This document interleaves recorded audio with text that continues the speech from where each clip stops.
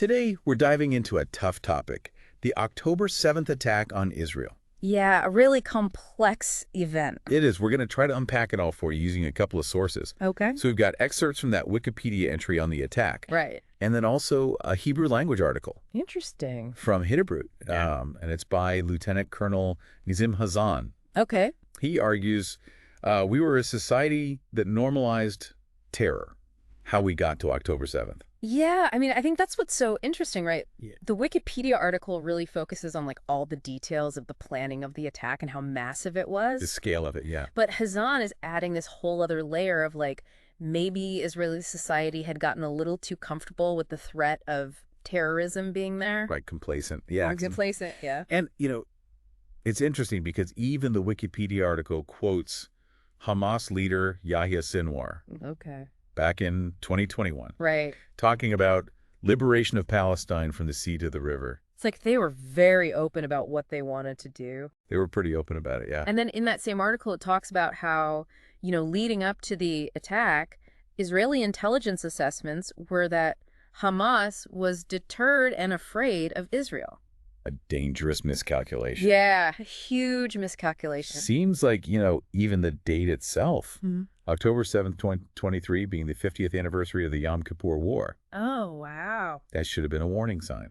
Another time when Israel was caught off guard. Exactly. So that historical parallel is kind of, it makes you think, how could an attack that was this massive, that clearly took Hamas years to plan? Years to plan, yeah. How did it go undetected? And the Wikipedia article really paints this picture of, sophisticated deception tactics. Oh, really? Used by Hamas. Okay. They disguised themselves as farmers. Wow. Even as Israeli soldiers. Wow. They had pre-planted explosives, detailed maps of Israeli settlements. Wow. It's hard to even fathom how they pulled this off. Yeah. But when you look at the forces and equipment of terrorist organizations section, Okay. talks about year-long training programs. So this wasn't something that was just thrown together. Right. This wasn't like a hastily assembled attack. This was a coordinated, strategic Operation. operation. Yeah. And the weaponry was serious. I mean. Anti-tank missiles, RPGs converted to be used on drones. Wow. Even modified World War II era submachine guns. It's interesting that they were using those older weapons, isn't it? It is interesting, yeah. It says something about, how resourceful they were and determined. That's determination. Yeah, I mean, clearly they weren't lacking in firepower. No. And they exploited this key vulnerability, this, they call the conception that the border fence was impenetrable. Right. And the Wikipedia article describes them using converted agricultural equipment Wow. to breach the fence. So it really does kind of play into what Hazan was talking about with this complacency. Yeah. This over-reliance on the fence, right? Like it worked so well that they kind of stopped thinking about what else could be out there, what else Hamas could be planning. It created a blind spot. A blind spot, yeah. Yeah. So on the morning of October 7th, Yeah.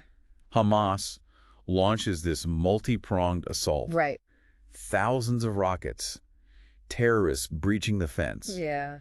Coordinated attacks on military and civilian targets. It's hard to even wrap your mind around how big it was. It's hard to grasp the scale of it. Yeah. The Wikipedia article really drives that home with the sheer numbers involved. Right. Over 4,300 rockets. It's a lot. Around 6,000 terrorists Wow. taking part. Attacks on 30 communities. That many. And tragically, over 11,163 Israelis killed. That's just an unbelievable number of people. And it wasn't just the scale of it, but the brutality. Yeah. The article describes scenes of absolute chaos and terror. I can't even imagine what was going through people's minds. The attack on the Nova Festival stands out as the deadliest single terror attack in Israel's history. Yeah, it's just unimaginable. It is. But it is interesting, though, that even amidst all this horror, the Wikipedia article talks about how there were these incredible acts of resistance. Oh, yeah. Both soldiers and civilians fought back with incredible courage. Really? Like, for example, the Kituto Kononit. The Civilian Defense Unit? Yeah, the civilian defense units, yeah. Okay. They were amazing. Wow. There are stories of these small groups of defenders holding off attackers for hours, giving reinforcements time to arrive. Wow. In places like Ein Habasor, Nir Am, Kibbutz, Kerem Shalom. It's incredible, that bravery. Yeah. Yeah. I mean, these were just extraordinary acts of bravery. Really incredible. The Wikipedia article also talks about the efforts of the Israeli air and naval forces. Right. They really played a crucial role, In what way? repelling attackers from the sea and pushing back against that incursion. Right, right. But, we also have to acknowledge the article does mention the initial confusion and delays that hampered the IDF's response. Especially in those early stages. Yeah, the early stage. I mean, this is where we really see, like, the fallout from those intelligence failures Yeah. that Hassan's talking about. The belief that Hamas was deterred. That over-reliance on the fence. Yeah, all that contributed to a very slow reaction. A delayed reaction, and that delay had some pretty devastating consequences. Yeah, it's no wonder that there's so much criticism Oh, absolutely. directed at the government, the intelligence agencies, for not anticipating this attack. For not seeing it coming. Yeah, I mean, it's understandable that people are angry. They want accountability. Yeah, they want accountability. Yeah. And I think the events of October 7th really forced a complete reassessment A complete reassessment of what? of security strategies and protocols. And, the attack's aftermath wasn't just about those physical casualties. It's those psychological scars left on Israeli society. Yeah, that's something that Hassan really dives into. He does, doesn't he? He does. He talks about how this event really shattered that illusion of security. For so many Israelis. Yeah, that so many Israelis had held for so long, Imagine living every day with that realization. That nowhere is truly safe. That nowhere is truly safe. It's hard to even fathom the depth of that trauma. And the Wikipedia article mentions this documentary, Screams Before Silence, Oh, yeah. which documents the horrific use of sexual violence as a weapon by Hamas. During the attack. During the attack, yeah. Oh, it just adds another layer of horror to an already horrific situation. It does. I mean, it really is a stark reminder of, Of what? the barbarity that can come out, during conflict. Yeah, absolutely. The attack also had these huge political and diplomatic repercussions. Of course. I mean, Israel declared war, cut off utilities to Gaza. The international community thrown into turmoil. Oh, yeah. And the global response was really complex. In what way? Well, a lot of countries condemned the attacks, but there were also a lot of concerns voiced about the humanitarian situation in Gaza. Right. And it really highlights that delicate balance. That Israel has to navigate. On the world stage, yeah. Absolutely. And then there's that question The what? of whether this attack constitutes genocide. It's a tough question. The Wikipedia article mentions arguments from Genocide Watch and the International Criminal Court investigation. So it's a really, really complex debate. Very complex. Yeah, it's a sensitive topic and one that needs to be considered really carefully. Carefully considered, yeah. And I think the arguments on both sides need to be examined. Examined thoroughly, yeah. Yeah. The Wikipedia article also, it provides this detailed account of the events that unfolded at various locations. Okay. So it gives us a better understanding of the scale of the attacks. The sheer scale. The sheer scale, yeah. Yeah, for example, like the article describes the attack on the IDF's Gaza division headquarters. A symbol of Israeli military power breached by Hamas. Exactly. Think about that. It speaks volumes It does. about their planning and determination, Yeah. that they could penetrate such a fortified location. And it wasn't just military targets. No? They attacked civilian communities with a ferocity that, shocked the world. Yeah. The article details the horrors inflicted upon Kibbutz Kfar Aza. Oh, God. It's hard to even read about what happened there. It is hard to read about. The terrorists going from house to house, executing entire families. The level of cruelty is just unimaginable. It really is. And tragically, Kfar Aza wasn't an isolated incident. It wasn't. No. The article describes similar attacks on other kibbutzim and moshevim. Right. It just paints this picture of widespread terror and carnage. These weren't just statistics. No. Each number represents a life lost, A family shattered. a community forever scarred. Yeah, the human cost of this attack is immeasurable. It really is.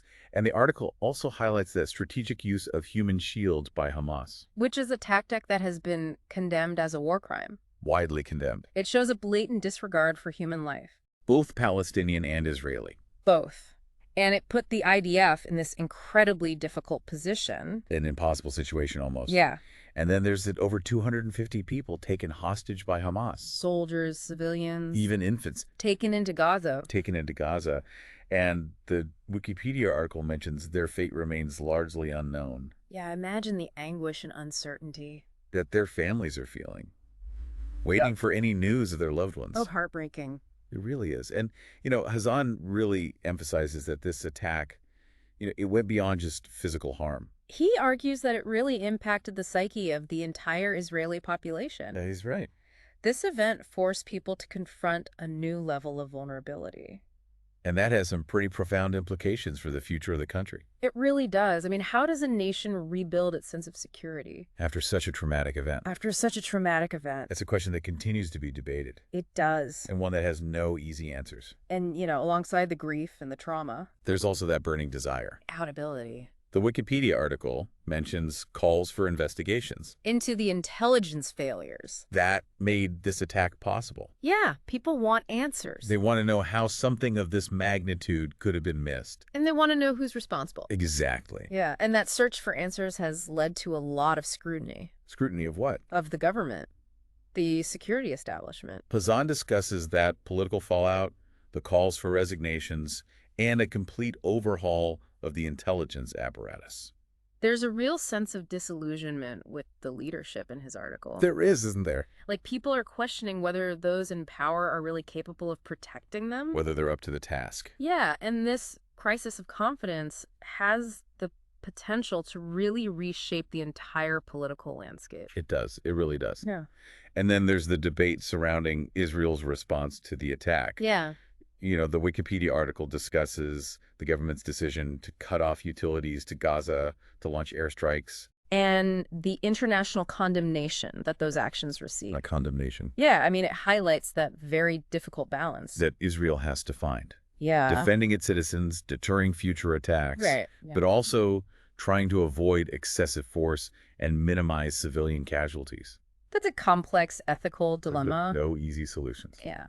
Yeah, it's complex ethical dilemma with, like you said, no easy solutions. But even amidst all this, all this darkness, the Wikipedia article also points out that there was this outpouring of global support for Israel. Oh, really? Governments, organizations, just individuals all rallying to offer aid, comfort, and solidarity. That's nice to hear. Yeah, I mean, it really speaks to the global recognition that these attacks were so unjust. And there is a shared desire for peace.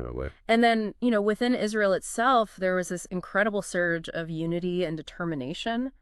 The article mentions countless acts of kindness. Like what kinds of things? People opening their homes to those who had been displaced, donating blood, volunteering their time. Just incredible. Really, just coming together. Yeah, exactly. It's this powerful reminder that even when faced with such horror, Yeah, the human spirit can shine through.